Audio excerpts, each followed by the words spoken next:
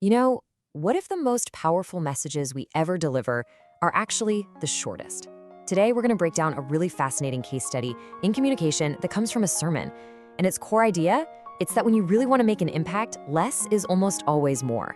So let's start with this question, because it's right at the heart of the whole thing. It kind of flips what we normally think on its head, right? We're often taught that to be persuasive, you need these long, detailed, elaborate arguments. But this asks, what if the exact opposite is true? And that brings us to the first big idea. It's this concept that what really truly matters is the heart behind the words, not just how many words you use. You know, the classic quality over quantity argument. The whole idea is anchored in this ancient text, and the key phrase to lock onto here is vain repetitions. Just think of it as the original critique of fluff, using a ton of words just to sound smart or impressive, but with no real substance. It's a timeless warning against communication that's all style and no soul. So you've got this incredible contrast. On one side, you have vain repetitions, communication that's basically just for show. And on the other, you have what the source calls fervent prayer, which is communication that is direct, it's passionate, and it comes from a place of real, genuine purpose. And I just love this definition that the sermon points out. Fervent means red hot. It's not lukewarm, it's not passive. We're talking about communication with a real, intense, burning passion behind it. That's the quality that matters. This second quote really just drives the point home. See, it's not just any prayer, but the effective, fervent, that passionate prayer that actually gets things done. So the principle is pretty clear. Passion and sincerity, those are the active ingredients here. Okay, so that's the theory. Short and passionate is way better than long and empty. But where's the proof? Well, this is where it gets really interesting, because the source material then dives into some pretty compelling data, showing what it calls miracles in a few words. Now, this is a pretty bold claim.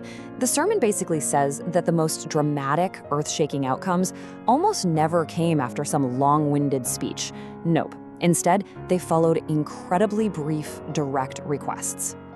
Just take this, for example. There was a king named Hezekiah who was told he was about to die. So what does he do? According to the source, he prays just 29 words. I mean, that's like 2 sentences, and he gets another 15 years of life. Talk about a return on investment for 29 words. And this is where you really start to see the pattern. Just look at this data, pulled straight from the sermon. Elisha, 64 words, and bam, fire falls from heaven. The Apostle Paul, just 14 words to deal with a demonic possession. Jabez, 33 words, and his entire destiny is rewritten. The evidence just keeps stacking up, showing this consistent link between saying less and getting these profound results. But all of this, every single example, it all builds to one final, ultimate case study. This is where the stakes are raised as high as they can possibly go. The sermon frames this as the climax of the entire argument, a single, short prayer that literally interrupts eternity. So just picture the scene. The source paints this incredibly vivid picture of the most significant moment in all of history. All of heaven and all of hell are watching. Everything is hanging in the balance. And right in the middle of this universe-altering event, a man offers a prayer, and it is just 9 words long. 9. That's it. That's the whole thing. A simple, direct, heartfelt request from a thief being crucified next to Jesus. I mean, this guy has done nothing to earn a hearing. He doesn't have some eloquent speech prepared. He just has 9 sincere words. Now, what's so wild about this is the interpretation given. The sermon argues that this short, simple prayer was so powerful that it put the entire plan of salvation on pause. It interrupted the most important event in history, all because of one possibility, one person reaching out with genuine sincerity. And the result? It's immediate. It's absolute. The response isn't, well, I'll think about it, or you should have done better. It's a direct promise. That 9-word request completely changed this man's eternal destiny, right there at the very last second. So what on earth does all this mean for us?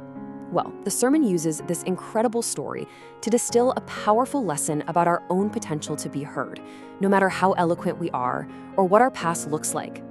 So if we boil it all down, the takeaways are pretty profound. Sincerity, it turns out, is way more powerful than eloquence. The passion you feel is more important than the length of time you speak.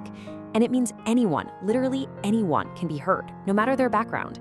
But maybe the most shocking idea is that a simple, direct, heartfelt message has the power to interrupt everything else just to get a hearing. And that really just leaves us with this final question to chew on.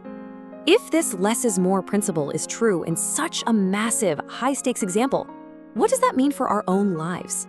In our work, in our relationships? How often are we just overcomplicating everything, burying what we really mean in a bunch of vain repetitions? Maybe the biggest takeaway here is that our most powerful moments of communication aren't in the big speeches we prepare, but in the simple, direct, and sincere words we're often too afraid to just say.